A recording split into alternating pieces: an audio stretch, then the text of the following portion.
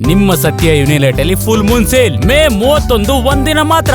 ಸತ್ಯ ಯುನಿಲೆಟ್. ನಿರ್ಬಂಧದ ನಡುವೆಯೂ ಹಿಂದೂ ತ್ರಿಶೂಲ್ ದೀಕ್ಷಾ ಕಾರ್ಯಕ್ರಮದಲ್ಲಿ ಪ್ರಮೋದ್ ಮುತಾಲಿಕ್ ಭಾಷಣ. ತ್ರಿಶೂಲ್ ದೀಕ್ಷೆ ಕೊಡೋದಕ್ಕೆ ಇವತ್ತು ನಿರ್ಬಂಧ ಹಾಕಿದ್ದಾರೆ.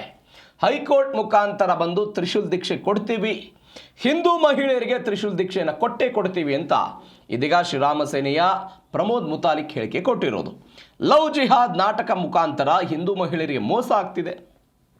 ಸರ್ಕಾರ ಕಾಕಿ ಮಾಡಬೇಕಾದ ಕೆಲಸವನ್ನು ನಾವು ಮಾಡ್ತಿದ್ದೇವೆ.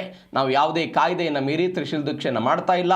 ನಮ್ಮ ದೇಶವನ್ನು ಪಾಕಿಸ್ತಾನ ಮಾಡುವ ಮನಸ್ಥಿತಿ ಇವರದ್ದು ಅಂತ ಪ್ರಮೋದ್ ಮುತಾಲಿಕ್ ಆಕ್ರೋಶ ಹಾಕಿದ್ದಾರೆ. ತ್ರಿಶೂಲವನ್ನು ಕೊಡ್ತೀವಿ ಅಂತನ್ನುವಂಥ ತಿಂಗಳು ಮುಂಚೆನೇ ಡಿಕ್ಲೇರ್ ಆಗಿದೆ. ಪೊಲೀಸ್ ಸ್ಟೇಷನ್ಗೆ ಹೇಳಿದ್ದೀವಿ, ಪೊಲೀಸರು ಅನುಮತಿ ಕೊಟ್ಟಿದ್ದಾರೆ. ಮತ್ತು ಇಂಡೋರ್ ಕಾರ್ಯಕ್ರಮ, ಬಹಿರಂಗ ಸಭೆ ಅಲ್ಲ, ಅಡವಿ ಸಿದ್ದೇಶ್ವರ ಮಠದ ಒಳಗಡೆ ಕಾರ್ಯಕ್ರಮಕ್ಕೆ ನಮ್ಮನ್ನು ತಡೀತಾರೆ ಅಂತಂದರೆ ಎಷ್ಟು ರೀತಿಯ ಹಿಂಸೆ, ಕ್ರೌರ್ಯ, ಹಿಂದೂ ವಿರೋಧಿ ನೀತಿ ಕಾಂಗ್ರೆಸ್ನವರು ಅನುಸರಿಸ್ತಾ ಇದ್ದಾರೆ ಅಂತನ್ನೋದು ಇವತ್ತಿನ ಉದಾಹರಣೆ. ಇದು ಎಲ್ಲರಿಗೂ ನೋಟಿಸ್ ಕೊಟ್ಟರು. ಆಯುಧ ಅಲ್ಲ ಅದು.